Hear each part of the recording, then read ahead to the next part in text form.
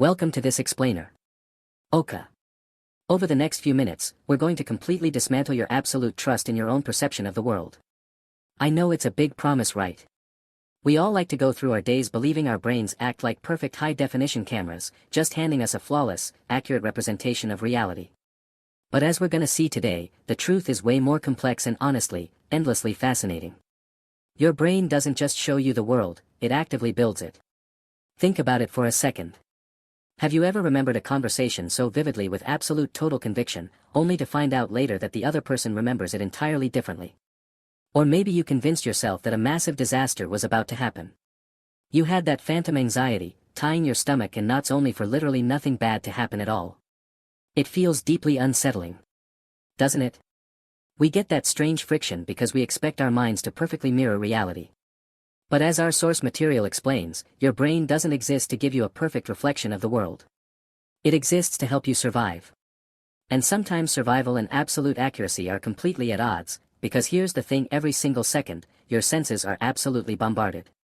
I'm talking about a massive, overwhelming tidal wave of data, the exact hue of the colors around you, the ambient sounds humming in the background, the subtle shifts in air temperature, the chaotic movement of people. It is all competing for your attention at the exact same time. If your brain actually tried to process every single tiny raw piece of information, you'd instantly freeze up. It would totally overwhelm the system. So what does your brain do? Instead, it filters it, guesses it, hastily fills in the blank spaces. What you are experiencing right now isn't a passive observation of the room around you. It's a rapid ongoing construction project. Now the mechanics behind that massive construction project come down to what psychologists call cognitive biases. Basically, these are the mental shortcuts your brain relies on to make incredibly fast decisions without stopping to carefully analyze every single variable. Imagine how agonizingly slow your life would be if you had to intensely debate every tiny choice, from which shoe to tie first to assessing every single shadow on the sidewalk. Cognitive biases are essentially time-saving hacks.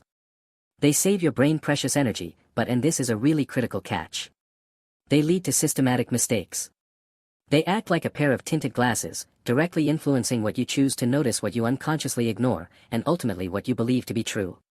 And this filtering builds into something you experience every single day. Confirmation bias. Here's how it plays out. Once you decide you believe something, boom, your brain immediately goes to work.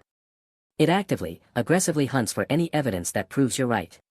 Meanwhile, it's quietly and efficiently just ignoring, discarding, or explaining away any information that challenges your belief. This is exactly why two different people can read the exact same news story and walk away with completely opposite conclusions, and the fascinating part: both of those people feel entirely objective. Neither realizes their brain is actively filtering the text to protect their pre-existing worldview. But this filtering doesn't just happen in the present moment. Actually, scratch that, it rewrites your past too. We all tend to think of memory as this massive video archive in our minds. We think we just search for the file, hit play, and watch the event exactly as it occurred, but the reality is so much stranger. Recalling a memory is way more like dumping out a box of puzzle pieces and rebuilding the image from scratch every single time, and your brain doesn't just use facts. It uses fragments of old info, your current emotional state, and your expectations to force those puzzle pieces together. Every time you remember something, you're actually altering it slightly. I want to slow down for a second and really let this next point sink in, because this is a hard and frankly somewhat terrifying truth about the flexibility of our personal histories. Researchers have repeatedly demonstrated that because memory is a reconstruction rather than a recording, people can become completely, utterly confident in memories of events that literally never happened. A suggestive question here, a bit of imagination there, and your brain will seamlessly construct a detailed, vivid puzzle of a totally fictional past. Your absolute confidence in a memory is definitely not a guarantee that it's real. And guess what? This same wild creative power applies to the future, too. Your brain has this remarkable ability to predict what's coming next. It doesn't wait for reality to hit you. It constantly guesses what someone's about to say, where a falling object will land, or how a tense situation might play out. Mostly this keeps you safe and helps you react fast. But when your brain imagines a potential future danger, it often treats that completely hypothetical prediction as immediate reality. Your heart races, your palms sweat, your body just floods with adrenaline.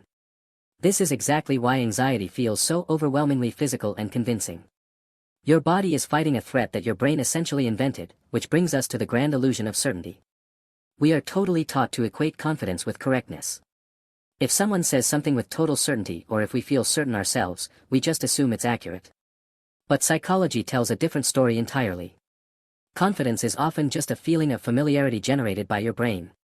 If you hear a totally false idea repeated enough times, your brain processes it more easily.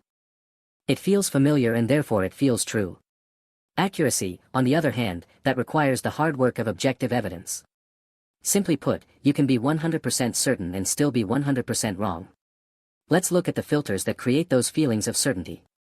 We love to pretend that logic and emotion are two totally separate systems fighting for control of the steering wheel, but in reality they are deeply tangled up. Your emotional state is the filter through which all logic has to pass. If you're angry, your brain twists a perfectly neutral comment from a coworker into a direct intentional attack.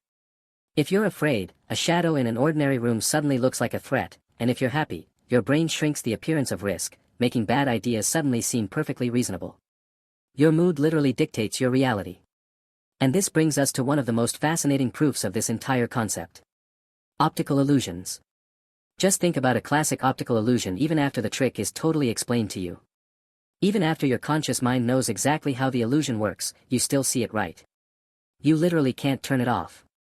Why? Because perception isn't a conscious choice, you don't decide how to see the world. Your automatic brain processes are constantly taking visual data and forcing it to fit into patterns you've learned over a lifetime. What you experience is never raw, unfiltered reality. It is always your brain's best automatic guess. But what's really critical to understand is that this automatic guessing doesn't just happen in isolation. It happens socially, too. Humans are herd animals. We naturally look to the people around us to figure out what's true, what's acceptable, and what's safe. From an evolutionary standpoint, aligning with the group kept our ancestors alive.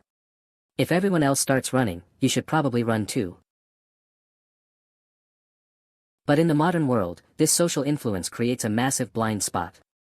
If enough people believe a falsehood, your brain naturally wants to accept it as well.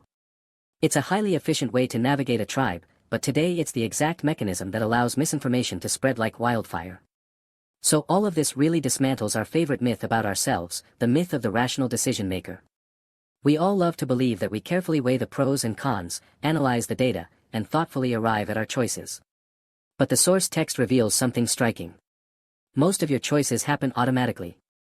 They're driven by deep habits, bubbling emotions, and unconscious processes long before you ever consciously register them. What happens next? Well, your conscious mind steps in, invents a perfectly logical excuse for the choice you already made, and takes all the credit. You aren't always making decisions. Sometimes you're literally just acting as your own PR department. Okay, now hearing all of this, that your memory is a patchwork puzzle.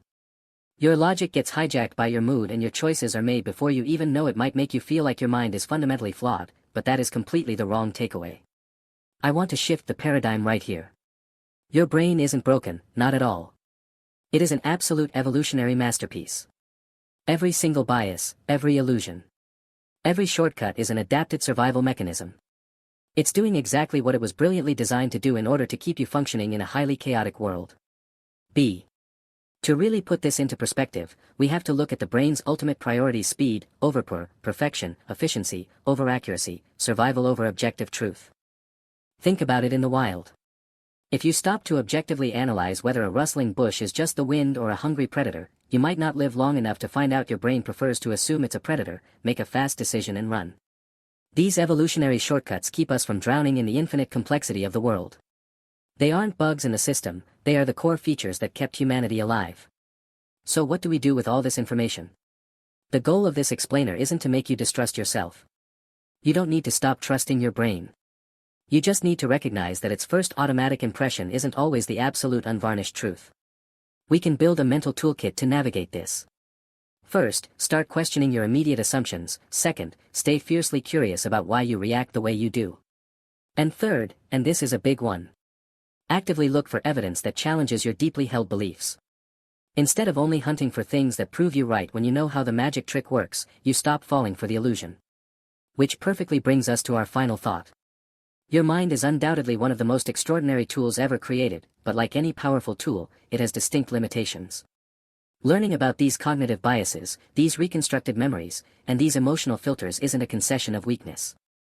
It's actually one of the most profound strengths you can develop, because as this quote captures so beautifully, the very moment you accept that the architect of your reality can occasionally fool you is the exact moment you finally open your eyes and start seeing the world as it actually is. So the next time you feel absolutely 100% certain about something, ask yourself, what reality is your brain building for you right now?